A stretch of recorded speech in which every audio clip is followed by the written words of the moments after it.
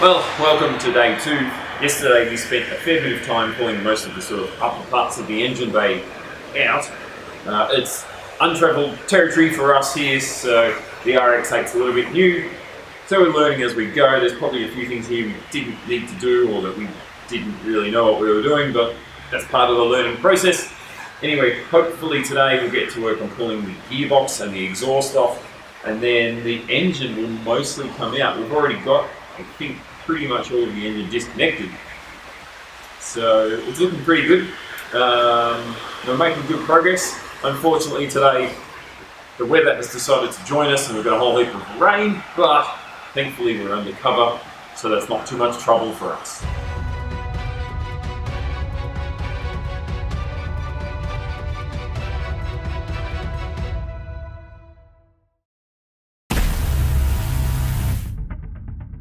So what exactly is the plan? Well, we don't exactly know.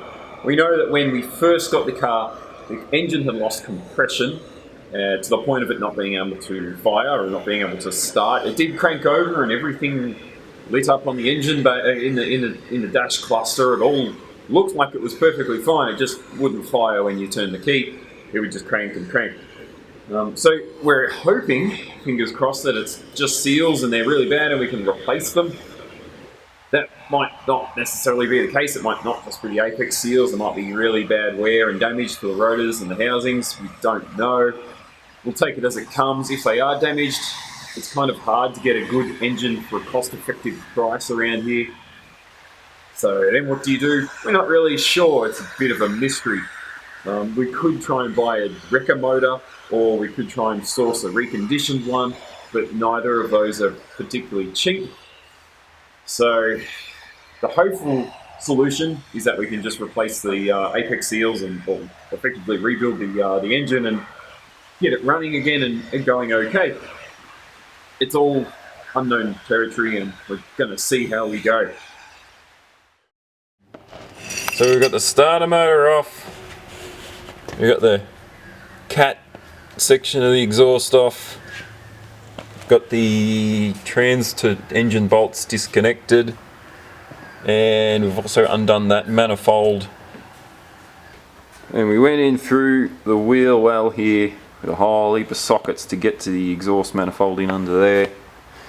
So now we're going to support the engine with the jack and try and disconnect that engine mount. So you can see that is the engine mount there. We're going to get that out to get the exhaust off, and then hopefully the engine itself will just lift out. It's got pressure on it somewhere. We might lift the jack a little bit up the engine a little bit. Do you want to try and jack it? Yeah, so you can see that's the engine mount there. There's 2 bolts on that engine mount, so maybe we undo them as well. Yeah. Yeah, they're loose. Yeah. So down there is the hole where the engine mount used to live. This was the mount, and it's sort of a 2-piece, so you've got the big cast alloy bracket and then the rubber section. So that bolts to the subframe, that bolts to the engine, and then they sort of sit in one another. And then there's a bolt that runs through here into this colour here. A little bit fiddly getting it out, because it's sort of,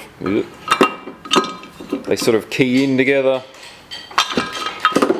Anyway, we got them both out, so the engine's just sitting on a jack underneath now. So we'll try and crane it out. Do we get bits of seat belt? Oh yeah, you gotta get the seatbelt bits. Oh, do we use chain and shackles? Chains is for girls, seatbelts is the best.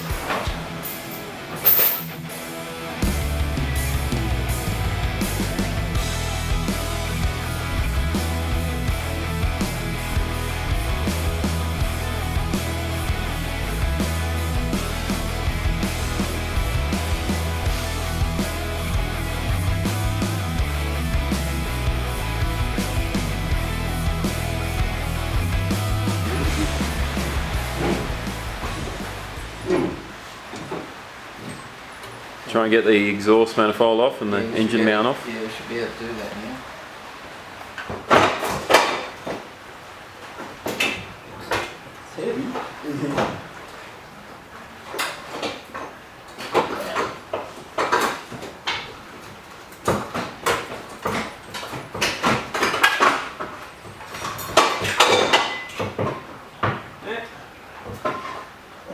It's all loose. Yeah.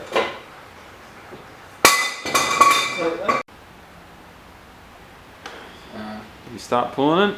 I think it comes out now, doesn't it? Yeah, we should go back a little bit towards us a bit. Go this place. The gearbox is sort of... Coming with it. No, but I'm worried if we haven't got enough support. Oh yeah. Alright, I'll check. Just jack it a bit more. Oh yeah, it didn't have any support. Yeah. Yeah. It's sort of hanging on the ring gear. Yeah. Up. Up, I think. Yep. Do you want me to go back a bit? You can go your way a bit, yep. Forward and gets to these. Now up. We're hitting again. Oh, hang on. We've got a clutch line looped around something. Some cardboard instead of wood before.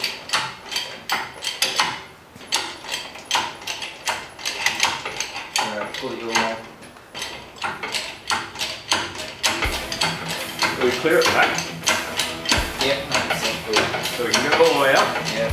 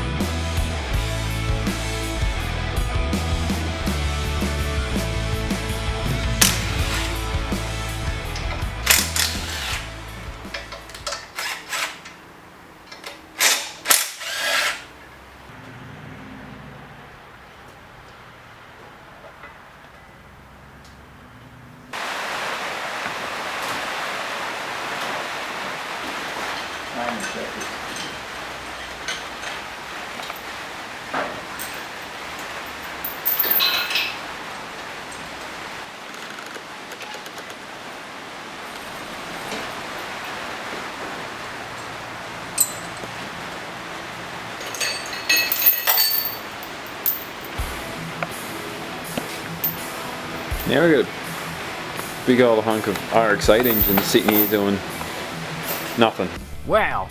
One thing's for sure, when you really get up close and personal with these rotary engines, you start to realize that the outside is really damn complex. There's a lot of bits to it. There's a lot of plumbing and wiring that runs around the outside of this motor that is all necessary to make it run. Even though the internals are so simple, the outside is really rather complex.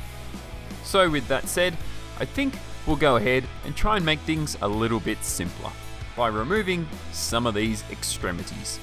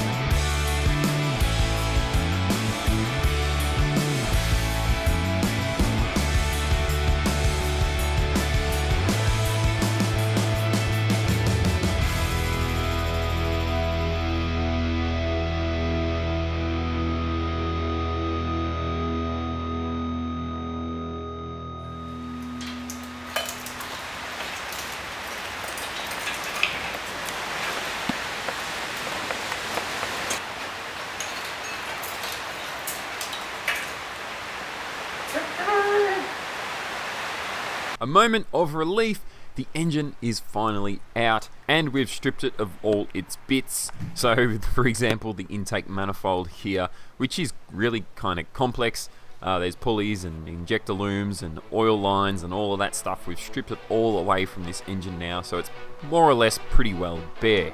Time, I think, to give it a clean.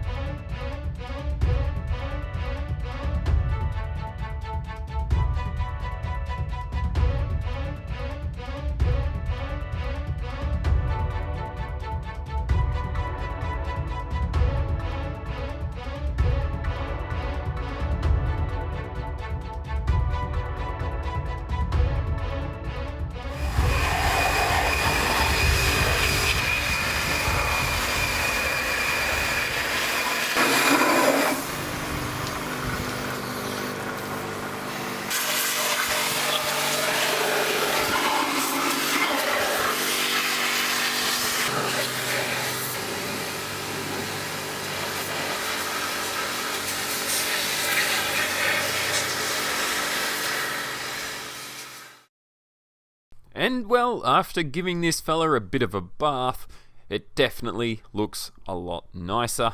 It was definitely kind of grimy, so the bath certainly was a good idea. Would not recommend doing that on an engine you're not planning on disassembling. We really got in there with the gurney and gave the thing a really good pressure wash. You wouldn't want to do that on a motor that you were not going to plan on pulling apart. So for us, it was not a problem. We can cover this thing with degreaser and spray it down with water. It doesn't matter if we get water anywhere that it shouldn't sort of be, because the whole thing's going to come apart. But at least for now, it looks nice and shiny.